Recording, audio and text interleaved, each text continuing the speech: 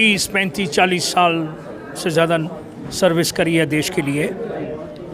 हम जब इस अभ्यास को देखते हैं और अपने एक्सपीरियंस को देखते हैं तो हम सोचते हैं कि ये योजना ठीक नहीं है, देश के लिए भी, मिलिट्री के लिए भी और हमारे नौजवान के लिए भी। क्या क्या जो नुकसान है इसके, वो क्या है? देखो, विस्तार में इसके नुकसान पिछले 2 महीने से, जब से ये जारी हुआ, पूरे देश भर में चल रहा है।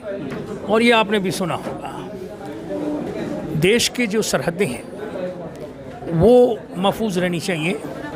बाहर की कोई ताकत या अंदरूनी ताकत, किसी तरह का तालमेल नहीं होना चाहिए। और सरहदें एक ऐसे ट्रेन एक्सपीरियंस्ड फौज के पास होना चाहिए जो कोई भी बुरी अगर आंख हमारे देश पे रखता है तो दूर करे। हमारे साथ 3500 मैंने बताया बॉर्डर है पाकिस्तान के साथ, लाइव बॉर्डर, और तकरीबन 5000 किलोमीटर का बॉर्डर चाइना के साथ है।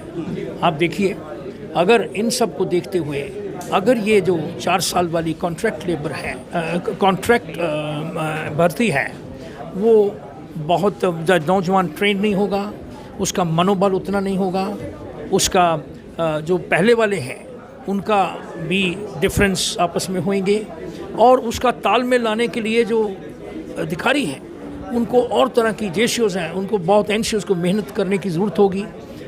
तो अगर एक तरफ तो बाहर पाकिस्तान वाला या चाइना वाला कर रहा है और एक तरफ ये अंदरूनी तालमेल लाना, तो ये क्या हमारे देश के लिए अच्छा होगा? नहीं। और ओवरऑल जो एफिशिएंसी है, देश का वार पोटेंशियल, फ्यूचर जो कितनी तरह के हमें जो आने वाली जो ताकतें हैं बाहर से, और वॉरफेयर जो है वो डिफरेंट टाइप का वॉरफेयर है। वो वॉरफेयर फिजिकल ABC नहीं रहा, बाहर से, ऊपर से, बाएं से, दाएं से, थल से, हवा से, इन सब को, साइबर क्राइम्स, ये सब को देखते हुए जो हमारे फौजी देश है वो इस योजना से मेरे हिसाब से कम होगा। और दूसरा, देश को कोई फ़ायदा नहीं होने वाला। ये जो उम्र कम होगी या पैसा, मैंने बताया आपको किस तरह से उसकी कमी पेशी है, उसके लिए भी नहीं ठीक है। जो मिलिट्री है, आप सोचिए कि मिलिट्री जो ये जवान जाएगा फ़ौज के अंदर सिर्फ 4 साल के लिए, सिर्फ 2 साल इफ़ेक्टिव उधर है, तो वो किस तरह से उसका मनोबल होगा? क्या वो पूरी तरह से अपना जो देश, नाम, नमक और निशान, एक 3 ऐसे रूल्स होते हैं जो हम सब सैनिक अपने दिल में रखते हैं कि जो नाम है अपनी रेजिमेंट का, अपनी यूनिट का, आइडेंटिटी है, जो निशान है हमारा, और जो हमारे अंदर लॉयल्टी है, जो ये सारी क्या उतनी ताकत पे आएगी? नहीं, तो उसमें कमी आएगी। तो इन, और नौजवान जो है वो 4 साल में बाहर चला गया और सिर्फ 25% तक उधर आया। ये 75% जो बाहर है उनको क्या नौकरी दे पाएंगे? जो ऑलरेडी हमारे 15 साल में रिटायर हुए हैं, जो रिजर्व वैकेंसियाँ हैं, वो उसका 1% भी पूरा नहीं हुआ, जो अभी तक सभी सरकारें स्टेट की वो नहीं दे पाई। तो क्या वो इन सभी को लगा लेंगी?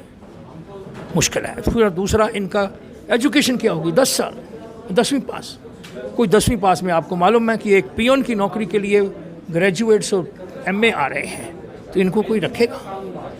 तो उनको सिर्फ गार्ड बना देना या ये कह देना कि हम उसको यहाँ लगा देंगे, वहाँ लगा देंगे, ये मेरे एक फ़ौजी होने के नाते, एक अधिकारी होने के नाते, रिटायर्ड, मैं समझता हूँ कि ये तीनों तरह से देश के लिए हानि है और सभी को डिसएडवांटेज है, और ये वापस होनी चाहिए। एक बात ये समझ में नहीं आई कि छोटे जो सिपाही लेवल पर तो ये 4 साल की अग्निपथ योजना लागू है, और जो बड़े पद हैं, मेजर है, कर्नल, उन पर नहीं लागू है। आप मेजर जनरल रहे हैं, क्या उन पर क्यों नहीं लागू की गई है? देखिए, यही तो हम बता रहे हैं कि ये सिर्फ जवान के लिए क्यों, ये सिर्फ फौज के लिए क्यों, ये बाकी सारे जो हैं, जुडिशरी, MLA, ये वो, और बाकी BSF, CRPF, ये सारे हैं, उनको पहले क्यों नहीं लागू किया?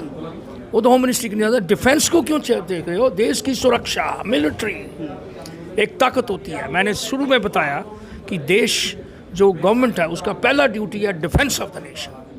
ये डिफेंस ऑफ द नेशन में मिलिट्री आखिर में आकर अगर सब जगह आप सक्सेसफुल हुए तो फिर इधर लाने की कोशिश करो।